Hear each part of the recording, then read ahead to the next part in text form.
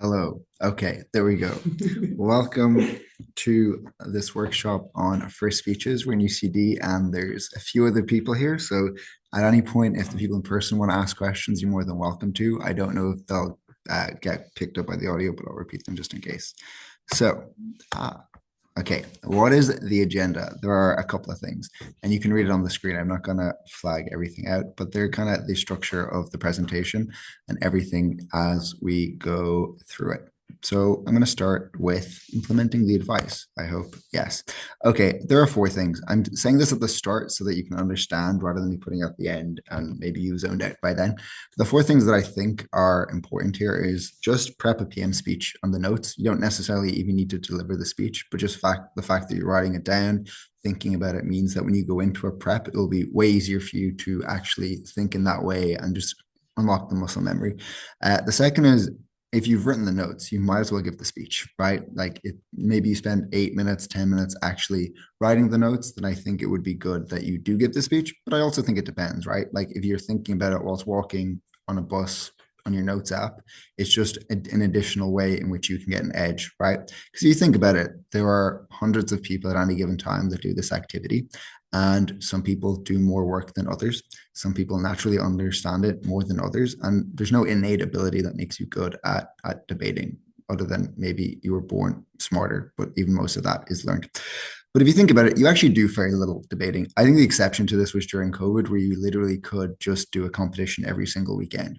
And I think a fun stat to think about is if you do like 12 comps in a year and you only do the in rounds, that's like 60 speeches. And maybe if in like half of them you get to the out round and maybe you get knocked out, that's only like 66 speeches in a year. If you did a speech every day and maybe you gave yourself like bank holidays off or a little break, you would be doing double, triple, quadruple that in some instances. And that would just mean that your edge would be way higher. Because if you're just showing up to competitions, doing competitions, the relative difference is that everyone improves at the same rate. You're not going to get any edge. And maybe sometimes you'll get a lucky position and a lucky motion or a favorable draw. But ultimately, if you want to do well, you can control most of the variables. And ultimately, if you don't do well, it's on you, which might sound harsh to a lot of people. There are obviously external factors around biases, et cetera, et cetera. But I think factoring in a lot of those things and controlling for those, I think is in this way the best way. Okay, what's your responsibility as a first speaker? Well, the first thing is to win. Do such a good job that the second speaker can just do nothing, or they can have fun, and that they can just make fun of the other team, such that it makes it even clearer that your ideas have clearly won in the context of the debate. But I think there's three other things. The first is I think you should prove your arguments strategically, efficiently, and well, such that the judge is willing to credit them and there is no question at the end that those arguments stand. Obviously, they will be rebutted and you will get a lot of doubts against them. But I think it's important to factor those things in. I think secondly is that it gives a baseline for your team to stand in the debate and for your debating partner when they stand up that they have a bunch of chess pieces that they're able to maneuver. Maybe you run two arguments and one argument ends up being irrelevant in the debate given how if you're an OG have framed it, meaning that the second person can then pivot with that one argument, but they have a baseline that means they don't have to reprove it, but they don't have to just add in those analysis, and it means that you can weaponize and adapt that accordingly, whether you're in top half or in back half. You want everything to be doing something. If you spend 2 minutes analyzing something and at the end of it, it is not an implication in the debate, it might be an impact, a benefit, a harm, you've effectively wasted 2 minutes unless the next 5 minutes of your speech are almost exquisitely good, which can be true. But I think it's important that at the end of a chunk of analysis, you write therefore. I usually do like 3 dots. And it just reminds me that even if it's not necessarily always impacting, I write the implication. So let's say you're framing something and you're like, well, this already happens on our side. And therefore that means that the degree of change on opposition is way less big. Or if you are saying that it's actually better on your side, actually illustrating that to the judge. But all of those things basically mean that you are what I call an analytical machine that must create a lot of things to mean that you actually are relevant in a debate. And I think it's actually pretty easy to do. Cool. Identifying relevant arguments. My approach here is that I'm going to break it down in terms of identifying the argument, identifying the premises, and then identifying the mechanisms and explaining within that how you approach all of these. In terms of identifying the argument, I think you need to understand what specifically changed in the motion. And that can be just the comparative, but that can often be very simplistic. So I think it's that when you look at the motion, you actually need to attach your argument to what that comparative is. So some debates, you may argue that people act in a certain way for external reasons. But those reasons might be true outside of that debate, and those things may persist even if that debate is there. If that is still true, you must actually analyze what is the relative change within that set of behaviors. And I think sometimes people forget to connect that to the specific motion or to a specific policy. The second is that I think you need to consider what are teams likely to dispute over and not. E.g., you want to fight on this ground, which what I mean by that is that there's no point spending 3 minutes analysis on something that people may not challenge. And I'll explain that in a little bit more detail in the third part here. Because when you're thinking of constructing an argument, especially if you haven't done a lot of debates and maybe necessarily struggle with identifying what that impacting is or what the outcome is, I think there's like 5 ways that you should think about it. X group is affected to Y extent, which is just like an intensity form of weighing in your head. The second is that it may be the biggest impact to the biggest group, which is scale. Both of those two things separately can be scale. It might be a small impact to a big group, which is just a form of intensity. It might be a big impact to a small group and within that. And I think that those things, right, when I think of an argument, I don't actively think of those things. It's not like, oh, I'm going to think of this weighing and therefore how can I get that argument? But I think it is just that you should, if you are struggling for content generation, you should think about those things, that what those types of things that are likely to be challenged. I think sometimes it can be implicit within the arguments and it's not always necessary to defend, especially in first, as some teams may not challenge it. And the reason I have e.g. round 1 Zagreb Euros 2022 is, I don't know if Nikki and Ruben will ever watch this. I highly doubt it. But in round 1 of Zagreb Euros, Nikki and Ruben, Sophia A at the time, were opening government and Martha and I were in closing government. And the motion was this house would ban zoos. And in PM, they spend 5 minutes explaining and a bit more in DPM why animals are an important actor in this debate and should be considered as equally valuable as, say, humans. But I think the problem here was that no one on OP challenged it. They agreed, they argued and analyzed why this would be worse for animals overall. And it meant that there was a big chunk of opening government that ended up being quite irrelevant in the debate. They were still good in other aspects. And it just meant that a debate that I ultimately think has no closing government, when opening government are as good as they are in this debate, meant that we actually had room to extend and beat them because they had wasted 5 out of 14 minutes of analysis defending something that was ultimately irrelevant. And I think that is important that when you were considering the arguments that you were choosing, actually choose whether they need to be defended. Now, OO in this House with ban zoos easily could attack opening government on this, right?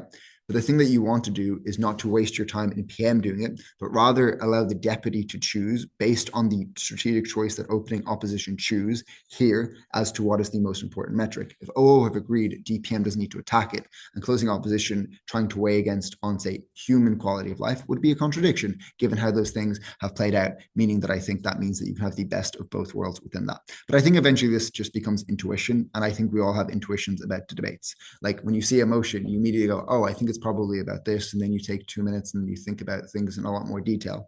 But I think it's just, and the rest of the workshop will be about teasing out what those intuitions actually are. How do you analyze them? How do you defend them? How do you impact them accordingly? And I think it will be, at least in my brain, it's quite formulaic. I don't know if that's good for the activity or not. Some would call it ticking the box, but I don't know. Ticking boxes can be hard. Second part, identifying the burdens. Does anyone have any questions based on that so far? Is that already pretty cool? So identifying burdens, which when people say burdens, they just mean premises within your argument. So a burden, oh, the camera's covering it. A burden is what things need to be analyzed within an argument for it to be fully credited or proven within the context of a debate, which is just to say, you could say, I want to prove X, but you need to actually think to yourself, what gets me from wanting to prove X to actually proving X? So how do you identify them? I think it's just, what does the average person, or in this case, the average informed voter, need to buy my argument at a high level? Which isn't to say that you're thinking about the individual mechanisms or the forms of analysis, but it's just kind of like, at a high level, if I say X or rest my case on an assumption, do I actually need to prove that, or is that something that will be bought outright? Like if I say the sky is blue, everyone will believe the sky is blue, unless maybe you're colorblind, in which case you're like, oh, I actually don't know. But I think if it's in a debate where that's not actually true and it's something that you're relying your case on, you should have it defended. E.g., if I was on the other side of the debate, is this something I would attack? If the answer is yes, then you should analyze it in great detail to avoid that. But if the answer is no, and that will be a skill that you will be able to identify over time, then you don't need to defend it as much, but maybe one or two things just to make sure that you're isolated. And then I think it's just, and I've kind of gone over that, but I guess also ask yourself or partner why until it's unreasonable to keep asking, which is that if you're like, well, here's my idea, and you go, why? Why? Like an example is when Jack Palmer first started speaking, he really enjoyed principles. And I'd be like, Jack, why? And I wouldn't be like, no, I don't agree with this. I don't think it's a good idea. I'd be like, why? And then he'd go, actually, never mind. Now, whether that's good or bad, I think it's more so in the sense of you're able to actually extend out those ideas such that people are willing, or you within your team go, oh, that's good. Let's analyze it here. Or maybe that actually isn't the argument that we necessarily want to run. But I think it just means that you can think about those mechanisms, and sometimes you might not, right? I think at a certain level, you don't necessarily need to go into as much detail on mechanisms. Like I think you can agree what the mechanisms are in prep, but I don't think you need to necessarily in that prep and using that time, analyze every single mechanism between you. I think at some point you should be able then to just do that yourself. Like, okay, I agree, it's this mechanism. I know the analysis. I should be able to fill it in. And if you don't, then you ask the person. I guess the most common examples of this are incentives. It is the desires of people's institutions, companies, insert thing. Everyone has incentives, whether they identify them or not, to act in certain ways. And then I think you just ultimately want to shape them towards the desired premise about what you wish to prove, right? Which is to say, I want to prove, like, I should have an example, right? But in terms of you want people incentives to align with the argument that you've said. So when you go, this is the premise of the argument I'm trying to prove. Then you go, okay, here's why they act in this way because XYZ incentive. And that just means that ultimately people may act in the way you predict. Some people are unpredictable, but you're just hedging for the fact that your analysis is true. And that's what debating is, right? It's just a game of analytical rigor to prove something, even if that's not necessarily true in the real world or even true in debating. Capacity is also the same, but in a different way. So it's within the constraint of their incentives. What are they capable of doing, or vice versa? Like I might have the incentive to be a billionaire, but I don't have the capacity to be a billionaire. Well, I guess I could if I start inventing things, but right now I'm not on the track to be a billionaire, guys. And if I was, I probably wouldn't tell you what the idea was. But in the same way that you can those two things can synergize, right? Which is that the capacity of individuals is also constrains their incentives, but also the incentives constrain their capacity. And just thinking about that in terms of why people act in certain ways, why companies act, etc., can boil that down. Do they have what are the incentives? Am I fulfilling them? What is the capacity? And that is a big chunk of most debates. It is just an underlying logic of why people act in certain ways that you adapt to the area, whether it's econ, whether it's feminism, whether it's politics, whether it's the plethora of other contexts. The third is that it may be non-specific, which is that they may not align with an incentive or capacity, but you are literally just trying to ultimately create or invent a reason for something being true, which often might be a bad reason, might be a good reason, but you're ultimately just trying to justify why the thing that you want to be true is true. You're just kind of like, I need this to win. Okay, let's analyze it. And ultimately, that comes with practice. And as we go on, I think I have examples on the next one. So here's an example. I have two of them. So take the motion, this House predicts that the Republican Party will win the 2024 US presidential election. Surprise, they did. But if the argument is that voter turnout in swing states for Trump will be higher, that's the argument, right? The burden within this are twofold. One, why voter turnout is higher amongst potential Trump voters and implicitly lower amongst Kamala or Joe Biden voters at the time this motion was originally set last year. The second burden is why voter turnout is the biggest differentiator, which is to say that if the argument that you are choosing, your burden there is why is that the case, but then also why is that the most important in the debate, which is a weighing burden, but it also insulates you from a bunch of other teams. the argument is strong with just burden one, but I think it's even stronger and means that you're more insulated against opposition teams in it. The same with this House predicts China will overtake the US as the world's leading superpower by 2040. The argument the USA does not want to be the leading superpower, whilst China does, which is arguably true, especially given more of the isolation tendencies of the existing Trump administration. The two burdens there would be the incentives in China and the US in regards of preferring or not preferring global hegemony, and the second burden of the capacity of both to adjust their current positions, e.g. China's capacity to overtake the US given that incentive and vice versa. Can the US actually decouple itself from all of the global things such that they wouldn't be considered a global superpower? Now, obviously within that, I haven't said what are the mechanisms or how do we get there, but this is how I personally think of arguments before I've even gotten there. Okay, this is the motion. This is the argument I want. Now, I will usually have 2 or 3 arguments, and that will be later in the presentation. But ultimately, you are just trying to think of the burdens. Now, there's a lot more stuff within that, and you might think of it as you're saying, but at a high level, they're the 2 core things that you'll be challenged on, the 2 core things that judges will question when evaluating your argument. And if you were literally flagging that before you even mechanize, the judge already knows where the analysis is going. So rather than you saying, oh, well, here's 3 reasons why, etc., and then going, oh, that's to do with voter turnout, by the way. And the judge will go, oh shit, and then go back, right? And also, like, some judges are good, some judges aren't. Some judges are lazy, some judges aren't. Some might have gone to sleep at 3 a.m. the night before. Like the variance of quality of judging is so unpredictable at any given time. The best judge might not be the best judge. Your job is to make the judge's life so easy that it's foolproof. And ultimately, I think thinking about it in this way will mean that when you are actually delivering the speech, it'll be easy to track, it'll be easy to digest. But that's in terms of identifying burdens. I realized in the first part it was a bit vague. Hopefully that illustrates it a little bit better. Does anyone have any questions thus far? Mechanization. What is a mechanism? It shouldn't be called mechanizations. I just call it reasons, or I don't have a funny name for it. But a mechanism is just a reason for something being true. E.g., if you've identified the premise, why is that premise true in the way that you've characterized or identified it? So, for example, in the previous 2 slides, we looked at the burdens, e.g. the premises, but these are the reasons why what you were saying is true in that context. Cool. What do I recommend when mechanizing things? I think 2 to 3 mechanisms. I call it the collateralized debt obligation of BP, which is that if you know in 2008, what they did was they got a bunch of AAA mortgages and packaged them with a bunch of crappy mortgages and then sold them as AAAs. That's effectively what you're doing in debating when you're mechanizing arguments. You put your good mechanisms at the start because they're the ones you want the judge to be paying attention to, and then you put a bunch of shitty ones at the bottom.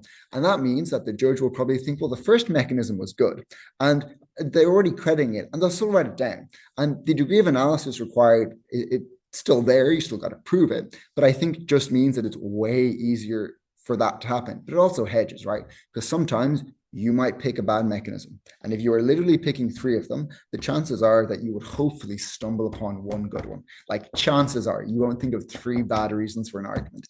And if you do, well, you probably deserve to lose that debate. And I also think it's harder to respond to, right? Which is that if you have a team that you should beat or is as good as you, it is way harder to respond to 3 different reasons than it is to just respond to one. And it also means that even if they respond to 2 of them, one might still stand because they might drop it. They might not track you as good, because the difference between a judge and someone responding to you is that sometimes those speakers might be stressed. They might be trying to fill in weighing or the analytical gap in their partner's speech. And if you've already, if they've heard mechanism 1 and mechanism 3, they might miss mechanism 2, and they might respond to mechanism 1 and mechanism 3, but not mechanism 2. Mechanism 2 still stands. Most debaters do not do destructive rebuttal. They do mitigatory or wash and rebuttal, which neutralizes the argument, but doesn't actually fully take it out. And I guess one of the examples of this is that sometimes, especially in the online era, some people spoke very fast, myself included at various points, not so much now, but I still think that's true, right? Like, even now, I still think it is definitely true within debating that people will end up not engaging with you genuinely, but the judge will be fully more focused than a team that's trying to rebut you because they're stressed or nervous, etc. But also judges can be lazy too. So if a judge isn't listening and misses your first mechanism, at least they will hopefully write down mechanism 2 or 3. But to be honest, more than 2 or 3 mechanism is a waste of time in one speech. Like per burden, not like I'm not saying give 3 mechanisms in 7 minutes. If you only have that, then I good luck. So I think specifically more than 2 or 3 is a waste in that speech. And I think that forces you to be intentional with how you mechanize an argument, but also necessarily means that you're always prioritizing the good ones rather than the bad ones. I know I might bit about sometimes that they might be bad, but it just means that you're actively thinking about it. I also think that you should have keywords within a mechanism that trigger the analysis both in your head and in the judge's mind. So, for example, if you say economies of scale, the time required to actually analyze that is incredibly small because most judges know what it is and overcredit it quite easily, which is just that you have scale and therefore you can leverage that to lower the cost of production because you've less duplication. But stuff like that, which is that it lowers costs, less duplication, like words that are what's the word I'm looking for?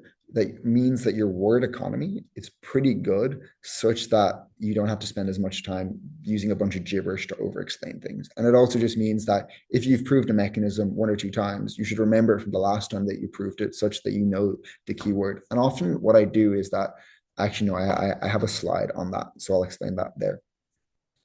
But also signpost. So the difference between when I say keywords and signpost. So signpost is like, let's say we go back and we're like, argument 1, the USA does not want to be a leading superpower whilst China does. You could specifically be like, first mechanism, isolationist policies.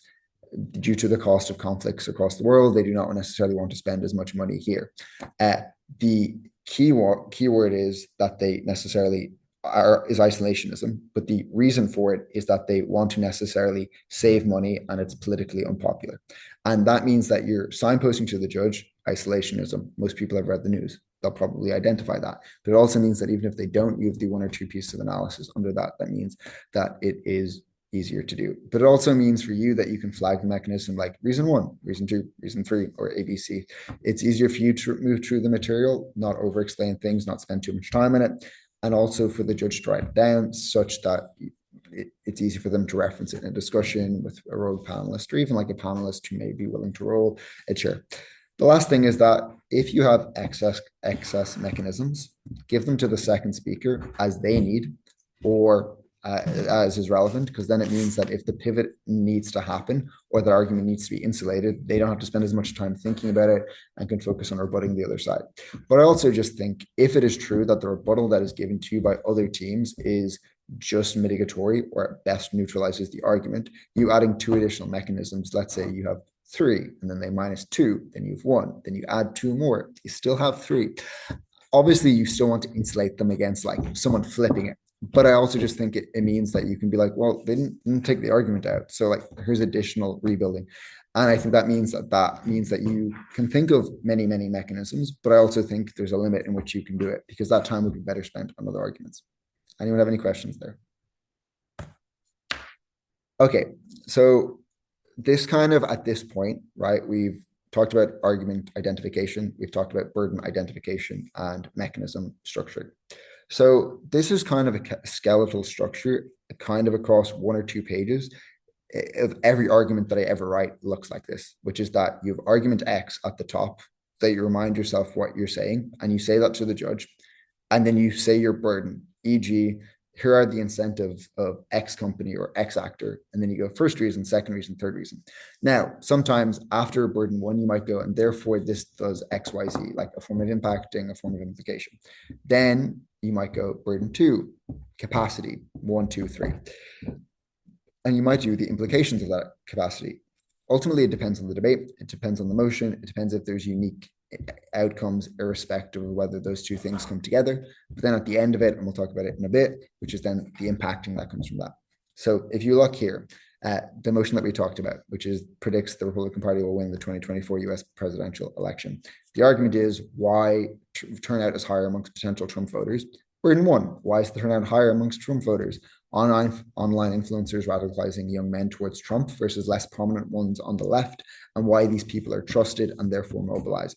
The second is that there's an inflationary dissatisfaction with the Harris and Biden administration versus the perceived Trump economy buff. Now, in reality, that was an inheritance from the Obama economy in 2016. But in terms of public perception, you have an administration that presided over the Green New Deal that caused inflation. That was probably a good economic policy, but the perception is that things got more expensive for people on the ground, so they're not willing to trust them for the next 4 years, and etc. The third is the cult of personality around Trump versus the less strong of a brand around Harris, which is that Trump has a macho personality where, as much as the Democratic Party tried to build that around Kamala during the 2024 election, Brat Summer, while popular on TikTok, necessarily didn't get the middle ground voter or voter turnout to achieve in the same way.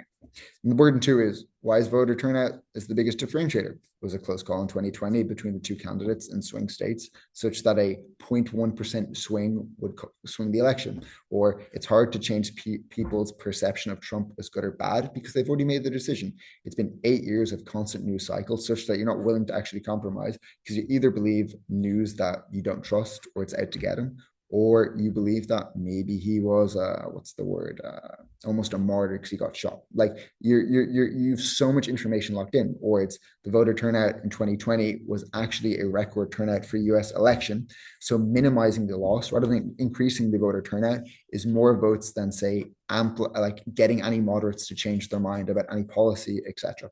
Such that means that you've fulfilled those burdens, you provided the three mechanisms, and you've done it in that way, such that argument is insulated.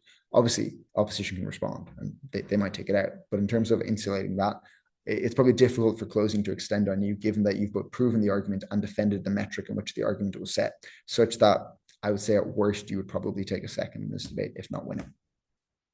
Does anyone have any questions on that? But that's on the left is the structure that I tend to follow.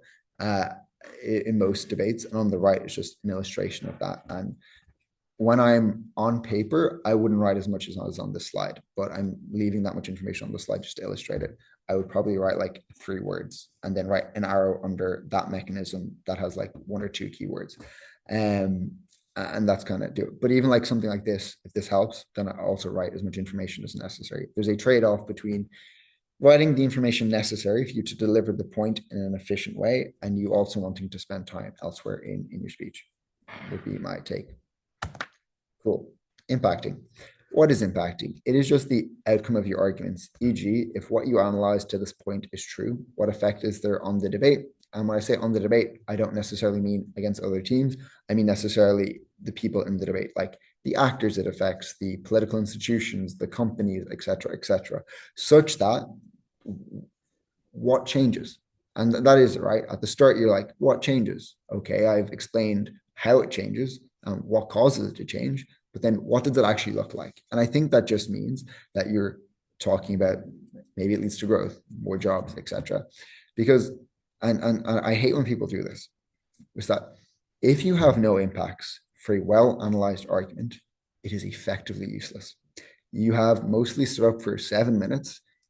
Like it might depend on the room. You might sufficiently have proven the argument and not impacted, and that might win you the debate. But if you're in a stronger room, you're effectively just building a logical tower and missing part of it, which makes it incomplete. And in the better room, you will lose because literally all your closing has to do is stand up and add a different mechanism and impact it, and they get to claim all of the work that you did and are easier able to outweigh you in a way that it's just like, well, they don't have an impact.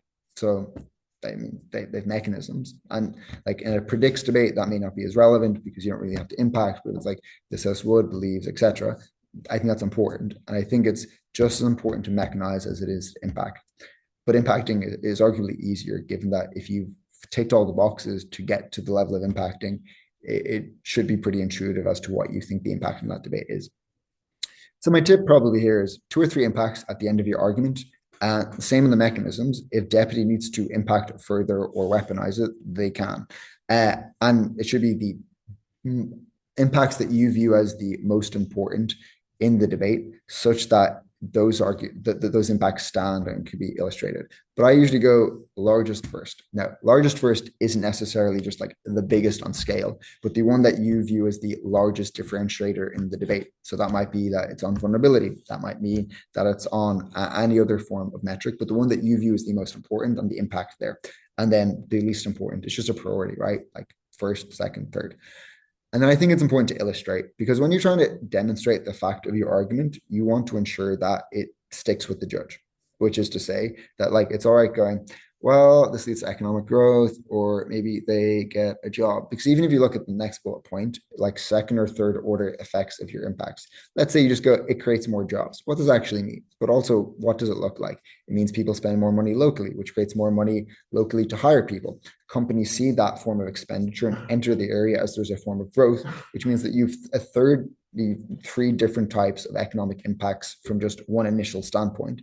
I think that makes it stronger, because you've gone from this creates jobs just in the short term to this actually has spin-off effects. I forget the word, but in effect, it just means that these things are more long-term. It means that the degree of impacting is way stronger and harder to disprove. So if they haven't taken out your mechanisms and the impacting is still there, it's also hard to then disprove that at every point that those impacts are actively bad if you've done a good job of demonstrating them. So that's on impacting. Does anyone have any questions on that? Okay, so continuing on the structure, I just think this is how you can easily structure every argument easily, which is you might have your own style, have your own preferences. Some people prefer this, some people don't. Ultimately, that's up to you. What works for you may not work for other people. But in effect, that we're just building on it, which is that you have argument X, you have burden one with your three mechanisms, maybe it's two or three, you have burden two with mechanisms one, two, and three, and then you have your impacts, one, two, three. And ultimately, where you spend the most time, what requires the most defense, what requires the most strategy, I think will vary depending on the debate. But and I have 5 notes on the side, which is that the number of burdens vary. It could be one, it could be 3 or 4 for much more complex, harder, less intuitive arguments that a panel may not buy.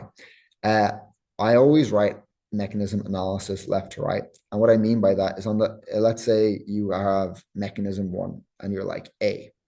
Under that, on the left, I write what it looks like on our comparative, and on the right, what it looks like on the other side's comparative, so that when I'm analyzing it and standing up, I know from left to right what that comparative looks like, and I know the words that I necessarily need to hit so that the judge is willing to credit it, or at least understands what the degree of change is. Because if I just analyze what it looks like on my side, sometimes that may be on a comparative, but sometimes it may not. And it depends on the debate, it depends on the argument, but I think it's an important thing to always force yourself to be comparative. What does it look like on the other side? And then it's just under the mechanism from left to right, you know what's there, and the judge can be like, well, that wasn't comparative. Third, no, 2 and 3 are the same. What was I thinking? 4, you can replicate this in almost every debate. So if you're stressed, it's good that this is just a baseline, right? Like you might be in a bubble room and need to a win to break. You might necessarily be on like day 3 of a major and you're quite stressed and overwhelmed, and maybe your baseline of thinking is kind of muddled. You might be sleep deprived, etc., etc. It is probably then good that you have a baseline to revert to, e.g., okay, and you think of it in this way such that it means that it's much easier for me to construct arguments in that way. And I think this is important too, right? Because this provides clarity for you in prep, for your team, and for judges. But it also offsets rep to some extent, because it is always easier to give the team that has historically performed better the win, because people just expect that. Past performance tends to indicate future performance in people's head, even though that's not true, because people get better, and what might have been good necessarily isn't always as good. But if you are clear, your arguments are well constructed and easy for the judge to credit, it is both much easier for that judge to give you the win as it is for you to be like, well, how do I improve? So worst case, you don't pull it off and the team is genuinely better than you, which will probably happen 9 times out of 10. If you're going to say better and much more rep your team, because that rep has probably been earned. I think it just means that it's easier then to be like, okay, we weren't clearer, here's the feedback. But also maybe it means that if you're in a good position on a motion that suits you, that is unbalanced in your favor, you also have the best chance possible to beat that team or to beat the teams in front of you and to gain as many points overall as possible. In an ideal world, everyone would be objective and it would just be ChatGPT judging. But even ChatGPT has biases and isn't that good, to be honest. Unless it gets better, in which case, OpenAI, hello. That's the end of structure. Framing. So I guess to me, and obviously what framing is to other people, it may vary, but framing to me is just demonstrating the context of what the world looks like in the context of the debate. And I think there's probably two strategies that I tend to deploy the most when thinking of framing, which is that you want to neutralize and flip the strongest argument from the top. So an example of this is that this house supports strong government intervention to prevent gentrification. The frame in this, that at least we used before, is that gentrification happens anyway for XYZ reason, even with government intervention. Which means you can still, on government side, claim the benefits of gentrification. But the argument then, given that, and it requires a high degree of analysis, right, like on efficacy, etc. But you've proven that frame. The argument then that complements that is that you just provide the most balanced outcome for the general good of the and per communities, and why strong intervention is necessary to actually get that equilibrium. So sure, you won't get the maximal benefit of gentrification, but you'll also explain why you wouldn't get any benefit for the people that are the most vulnerable or most likely to be pushed out of these areas. And then you effectively claimed both degrees of impacts. And then that means that the frame has washed out most of the opposition claim, and their low-hanging fruit is way harder to claim, right? Because in most debates, there's a set of impacts that teams can easily access. That means it's harder for back half or the other side to beat them. But the way in which you do that is to frame it that those things either happen to a large extent anyway, or where they happen anyway, you uniquely are able to solve the context in which they skew negative. And in this debate, I think that is the way in which you can do it, especially if you're like in closing government or in a back half position.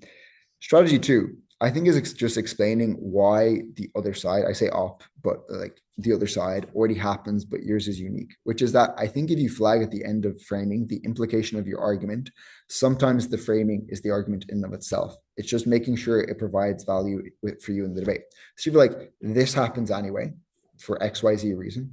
But here's how we actually get more of, let's say it's money, let's say it's funding, let's say it's support. You're like, well, to a large extent, you already get most of that support in public, washed. And then the bottom part is, here's how uniquely you're able to get that. What that does is two things. One, it means that the baseline access to that support or for that benefit is already equalized rather than the other side claiming it as something that is unique to their side.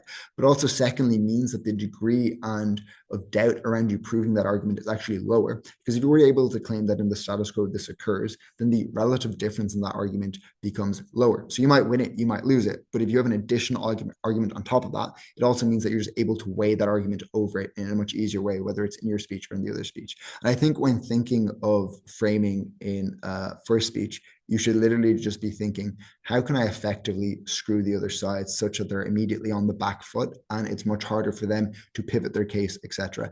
And most people, if they have not thought of this in prep, will often struggle to be able to actually rebuild against it, because most people are like, well, I had this in prep and it's hard to pivot in the debate because I'm stressed and I'd rather do the comfortable strategy.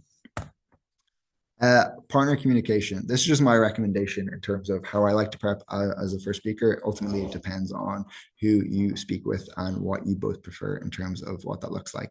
But for me, it's like 2 minutes of silent prep. Sometimes less, sometimes more, sometimes a minute if I'm in opening government, just to maximize the time. And I think it's just discuss the headline of important arguments. So typically it's like, okay, whichever person prefers to speak first. It's like, what do you have? They go, I have arguments A, B, C. And the other person goes, okay, I have arguments A and D. Okay, we both have A, Y, cool. B, C, okay, gone. In effect, you're trying to filter them out. You're trying to make sure that there's enough time. And let's say you have A, B, C, D. They're all perfectly good arguments. You need to prioritize them based on what you think is the best argument in the debate. And the argument that you choose to drop, you must have a strategy that both of you agree is how the argument already beats it, whether it's implicit weighing, whether it's explicit weighing in your speech or in the deputy. I just think it means that you're prioritizing the best ones, but you must understand why you are. But also it forces you to be intentional, because running an argument just for the sake of the argument might win you 50% of the debates, but it won't win you debates that are hard or that genuinely force you to actually think of what the best argument in a debate necessarily is. For top half, if you are speaking first, I recommend that you start writing with at least 5 or 6 minutes left in prep, especially if you're an opening government. Maybe a little bit less time if you're in LO, because you'll still get to listen to the PM, but ultimately you would like to have most of your argument written out and necessarily be able to pivot based on what the PM strategy is if you're in LO. And also just making sure that you have time to write everything out in PM, because sometimes you can go, this emotion, stressed, but like you just got to have the argument there and allow the deputy to pivot. I mean, the worst example that I've experienced of this is probably Zagreb round 7, which is the most unbalanced motion in majors history.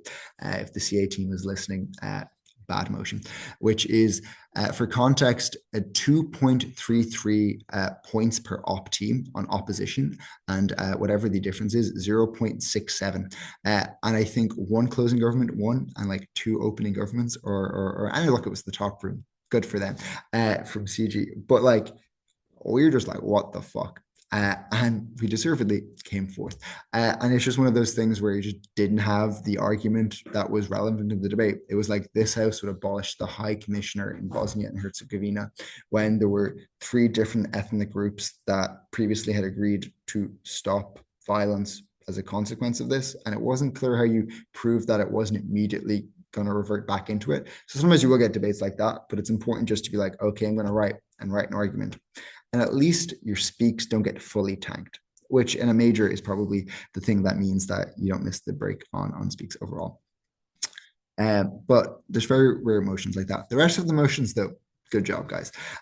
On back half, specifically on top half, I think discuss mechanistic struggles, which is like, if you're first speaking and you're writing on the mechanisms and you've agreed on the argument and you trust your partner to write them out, I think also just update them as you're saying them aloud, e.g., this is the first mechanism, the second mechanism, the third mechanism. So they know what you're running. And if you're struggling and or need help, then you can ask, like, oh, I don't have a second or a third reason for this. Do you have any idea? Sometimes they will, sometimes they won't. Also just come back to it, right? Like you can write halfway through the first argument and go, I need to start writing the second, and you can come back, etc. It doesn't have to be like, I must do this before I can go on to that, because otherwise you'll end up getting stuck or pigeonholed. In back half, I wouldn't necessarily write the arguments so early in prep. Like it depends on what works for you. Like for me, I tend to just have written all of the arguments that I think of in a debate. And I've seen enough of them that I probably would be confident of knowing like 80 or 90% in most of them, such that I think it means that you just get to discuss the nuances of how you can pivot and win with certain arguments in advance. E.g., we expect OG will run these 3 arguments. Okay, there's these 1 or 2 left. Can we genuinely win? And the answer may not always be yes, because not every debate is balanced. Not every debate is well tested. And even if you have a team that is equally as good as you, you may necessarily struggle to actually find a path to victory. But in that context, you could easily come for the second, right? Debating is a marathon, not a sprint in a lot of instances. So maximizing your total points rather than always going for the win is also perfectly valid there. But in the debate, I would update your partner on any strategy adjustments. If you're dropping an argument, if you're adjusting the mechanisms, adjusting the impacting, adjusting the weighing, just flagging that as a first speaker, because you don't want you just to stand up and member and the whip go like, what the fuck did you say that for? Because that probably wouldn't be the best team cohesion. And also, like, if it's like government whip, they're like, why did my partner say that? Oh, the member of opposition speaking, and then they'd probably get overwhelmed, and you'll do way worse than you otherwise would have. And I think that ultimately is the first speaker's fault.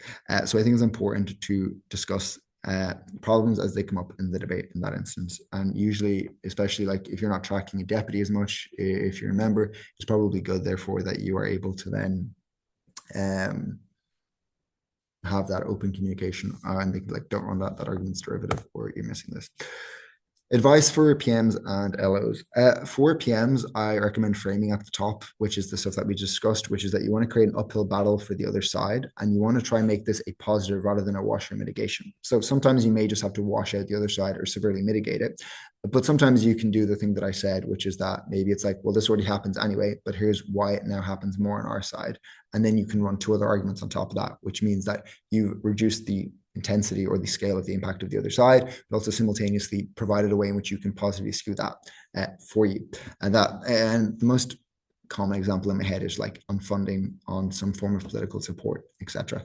On LOs, it is the exact same. The only difference is I would rebut anything that is necessary for your case to function, and I would never spend more than 60 to 90 seconds on it. The reason for this is if it requires more time than that, your argument may not be on clash, or the other team may not be on clash. The other thing is just let the DLO have fun. By that I mean just like the DLO will just be able to destructively rebut it, and if you flagged at the top the rebuttal that is necessary for your case, it's not backloading, and the rest of the rebuttal that is necessarily to destroy the case should hopefully then come out in DLO, because any of the rebuilding just becomes not functional for the DPM, which is why it's probably one of the hardest positions in debating. Such is life, and such is the game. But yeah, and then I think it's the same thing on the framing. Try wash OG and flip, and try make this a positive rather than only a wash. And then I would run 2 arguments, maybe 3. Not every debate requires framing, and not every debate requires 2 arguments on top of a frame. Maybe you want to run 2 different frames, but like frames are just arguments, but in a way that you're trying to already get the advantage in the debate implicitly or quite explicitly. On top half though, I just want to flag a couple of things. You want the material, the arguments, the mechanisms, the impacts to stay relevant during the whole debate, which is why up until now we've discussed the things of clarity, flagging things, making sure you have the keywords. You want to burn back half, but also proving sufficient arguments to win in isolation against the other side, which is that you don't want to just spend like 3 minutes being like, well, this beats our closing in advance because XYZ. The arguments should frankly speak for themselves. Sometimes your deputy might identify arguments that may necessarily be running back half, and they could be better, but they can weigh accordingly, and the material should at least be weighable such that it becomes easy for you to defend against it. But any argument you choose not to run, make sure you or the deputy clearly flags why you're beating that metrics. And the other thing that often happens, this isn't really a first speech recommendation, but it's more so just like, you can just position an argument that totally screws your back half, which is that you might go, oh, well, this is like a 4th argument, and I guess they could do something with it. But I'm just going to say that's not true. And then they have to knife you, and they're not allowed to knife you. And it's an unfortunate part, and, such is life. But sometimes that's quicker and more time efficient than weighing against them. And it's just an additional strategy on top of the other ones, but that you can also put that in framing or how you want to necessarily illustrate a debate. And sometimes that has happened to me, and it's very frustrating. It's people act in X way, and you're like, no, they don't. They clearly act in Y way, but unfortunately, not everyone knows the truth, and sometimes I definitely don't either. On back half, I have 6 general back half strategies for speaking first. No more than 1 or 2 arguments. There are rare exceptions, and you can adjust this accordingly. But frankly, if you're running 3 arguments in a member speech, you deserve to lose. And the reason for this is you're not being intentional. You're running arguments for the sake of running arguments. If you were on back half, you should have tracked top half. You should be quite intentional with what the material is that you're running. E.g., you should know what this is doing in the debate, or at least have a general idea of what that kind of is. Which is to say that if you're running 3 arguments, you strategically are not certain as to what your path to victory is in the debate, and you are hoping that the judge figures it out for you, which sometimes will work, but it is not a consistent way to always perform well at back half, especially when speaking first. I would also recommend track the PM and LO quite strictly. They tend to have arguments and you should have arguments to pivot if you are burned. Also, this actually just reminded me, most PM and LOs will flag their arguments at the top of their speech. I don't recommend doing this, because why give them 3 minutes in advance to know when you will get to the second argument? Let it be a surprise. You want to ensure that they have the minimal amount of time to adapt to the strategy that you are executing in top half. So this is a PM and LO strategy. Don't flag the arguments at the very start of your speech. Flag them when you get there. Argument 1, well, argument 2, all of the things we've discussed. And that's because like most judges, I don't write it down. Like if someone literally goes to me, I have 2 arguments in this speech, I'm like, cool, you're going to say them when you get to those arguments anyway. So you're just wasting my time, and I'll see when it gets there. No, it depends. But like it doesn't ultimately change it, but it is a strategically makes it much harder for back half to adjust, which is that if they're like, oh, well, okay, I need to keep listening, but you can kind of tune out, right? Like if your back half is just like, well, I know they're running these three cases, I have this fourth case. They'll just go, okay, I'll start writing out the fourth case. So they're like, well, they're running argument one. Okay, what's argument two? Okay, what's argument three? They only start writing 5 minutes into the PM rather than in minute one.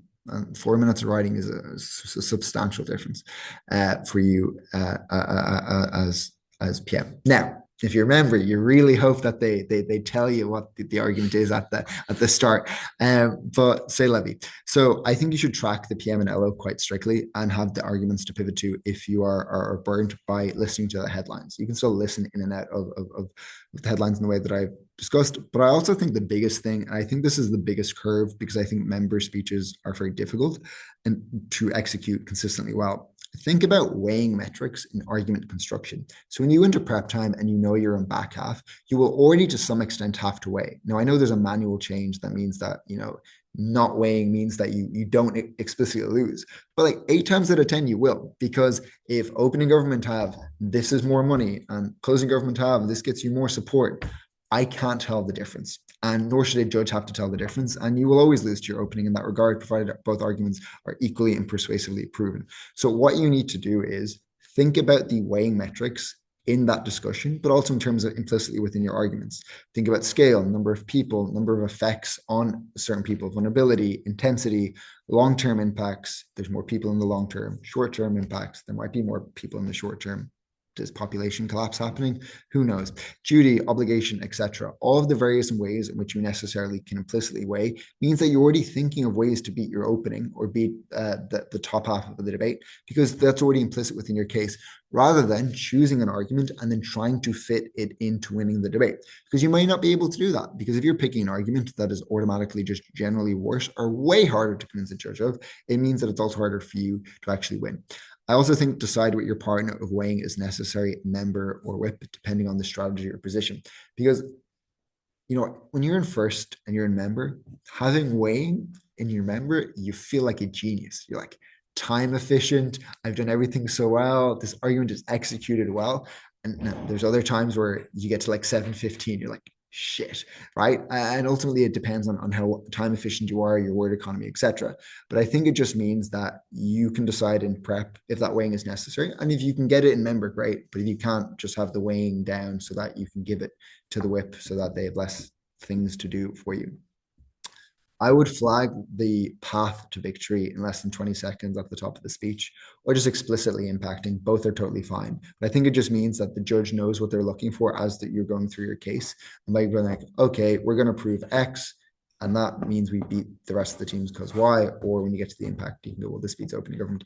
I think it depends on how easy it is to convey to the judge. So if it's easy and digestible in a short line, do it that way. But if it requires like 3 or 4 forms of weighing, then I would leave it to the end, because it might be easier, and also just to avoid you running out of time to actually prove the substantive. I would also refute things necessary for your case to work, not things that you think should be rebutted anyway, which is that you should have the time to prove your case and take out the things that prevent your case from working. Now, you might have excess time at the end. Then you have 2 choices. If you've run both arguments, just do some additional rebuttal, or beef up your case. But you shouldn't be doing like 4 minutes in a member speech, because like you'll probably lose, to be honest. Like you might do 4 minutes rebuttal and have one argument, and that like it ultimately depends on the debate. But I think as a general approach to things, I think it is important. But I'll flag one case in which that was necessary. So on MG specific advice, like I would say 0 to like 2.5 minutes rebuttal to OO. Depends on the debate, depends on how OO perform. If OO are doing bad and you think you'll just beat them on the positive argument, it may not be necessary. If OO are doing very good, then 2.5 minutes may be necessary to actually be able to position your case.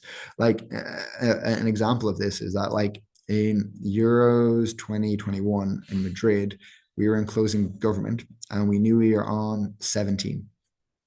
We knew we only needed to come third to break, and we were in the second top room.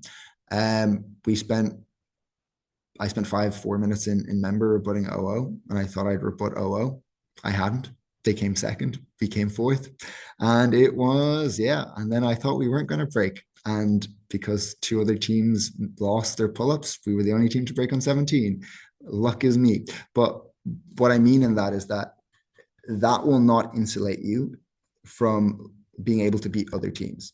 Like in that instance, hat was hung on beating opening opposition, but we didn't beat opening opposition. And because we didn't beat opening opposition, who came second, we also didn't have enough positive substantive to then also beat closing opposition. And we did worse than we potentially should have otherwise done, or even what we were capable otherwise of doing.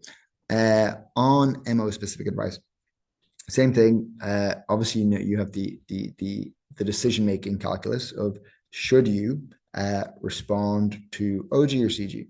It depends. A lot of CGs are derivative. CG is objectively the worst position in debating statistically. Some people prefer it. Some people are sadistic, etc., etc. And I think that generally means that you specifically should depend. Right. A lot of times that might be derivative. My times they will have genuinely defended their case. Just rebut the things necessary for your case to work. And by that, it's like, okay, if I prove my argument and I haven't rebutted this thing in OG or CG, will I already be losing to their argument? Or is there enough doubt in the judge's mind that they've already washed this or preempted this? You need to take those things out and then run the case. Then, depending on that, you might have more time. You might be able to rebut things. But also, an op whip is just like a DLO, which is that like CG can't respond. So yeehaw, and they can just respond to government bench. But the thing about overbutting, there might be some instances, and it's a high risk strategy. It has high reward and has a low, which is that you may just have nothing. The motion might be genuinely bad. You may not have any ideas. OO might have been excellent in an otherwise bad debate that had like half an LO speech. And the example of this is Sabanci 2022 in the semi-final, which I forget what it was, to be honest, but it was a debate. It was a motion with words. And in that debate, it was something about like believing it's illegitimate for countries to have nuclear weapons, I think was the motion.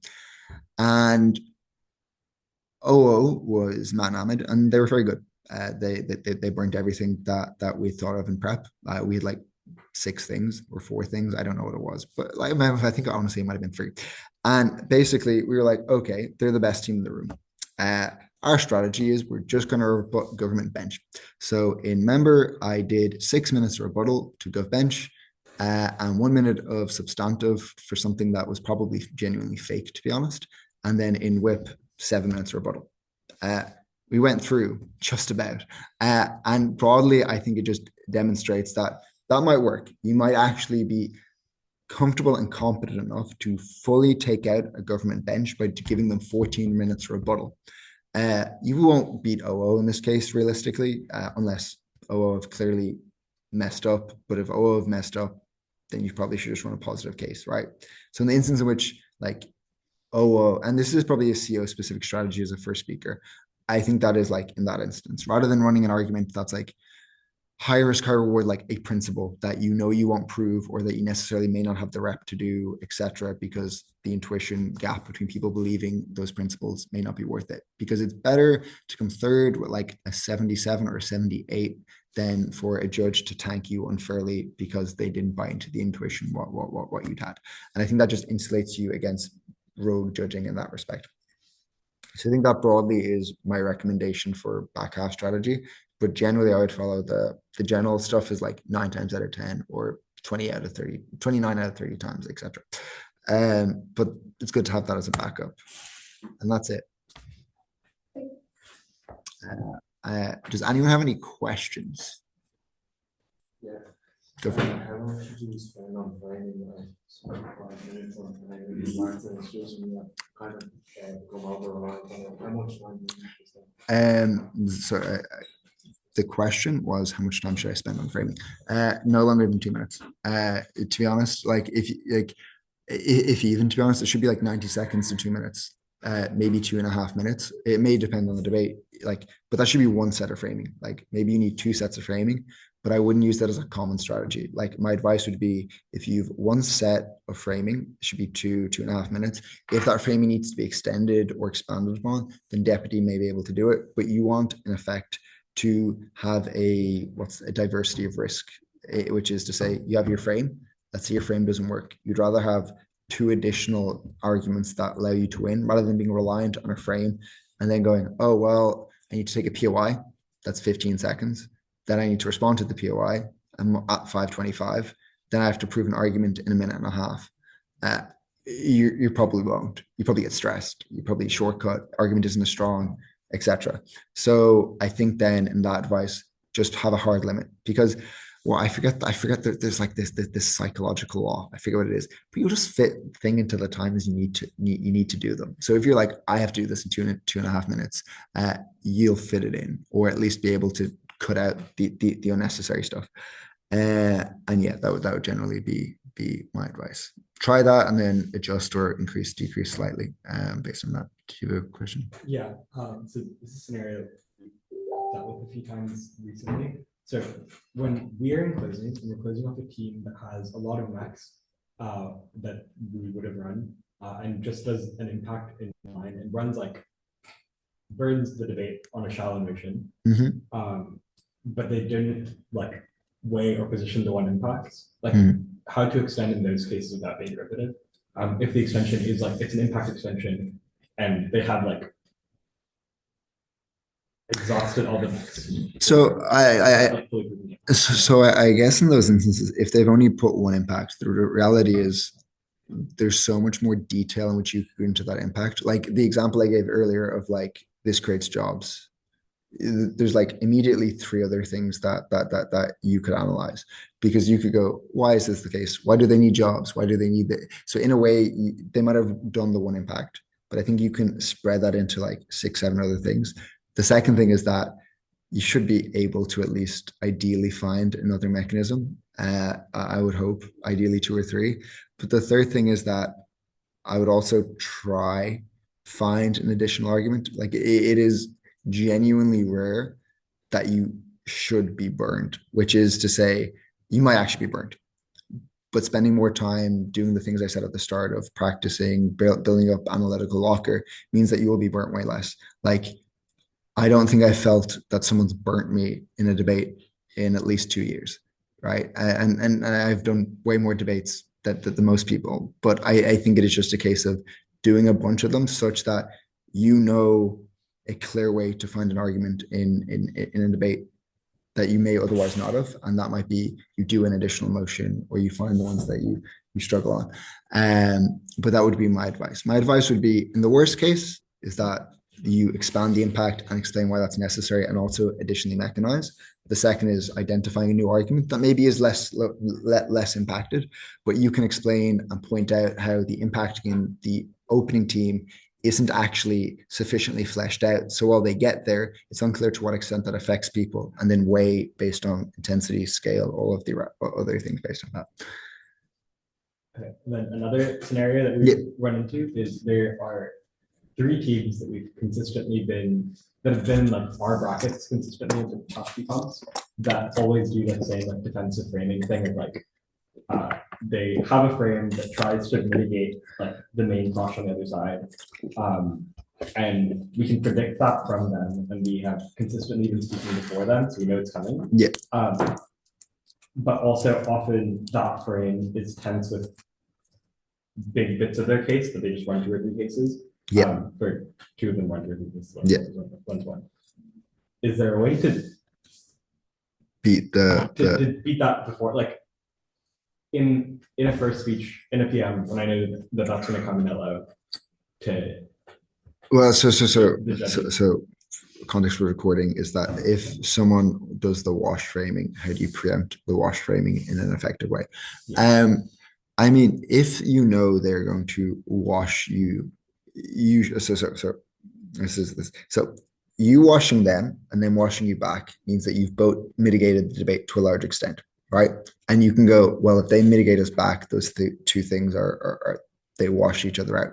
Then it is in that marginal difference how do those impacts happen? Which is to say that then maybe you spend 90 seconds to 2 minutes on the frame and they'll do the same. But then you need to explain why within that marginal difference, those degree of impacting is much better. So going into them, explaining why, even if it's marginalized or reduced, it is still relevant in the debate. It is still an intense impact that then maybe spins off, because you can go, it is marginal in the short term, but it spins off into a bunch of long-term things on top of that, such that it means that even if you're canceling each other out, it just becomes, right, like we both marginalize each other, but someone still has to win the marginalization, right? So that would be my take on it. Does anyone have any other questions? Sorry, I know it was a read here. Apologies about that. I couldn't quite make it. But what would you say? Like, I know obviously like it maybe will depend on debate to debate because like different motions have different rates and stuff. But quite generally speaking, in terms of like even just like basic airtight strategy, what exactly needs to be done in a PM speech in every OG in the debate? Watch the recording. Okay. Yeah. Okay, cool. Just in case. Yeah, that's fine. I'm going to stop recording now. If anyone has any questions, you can ask me separately. Stop recording.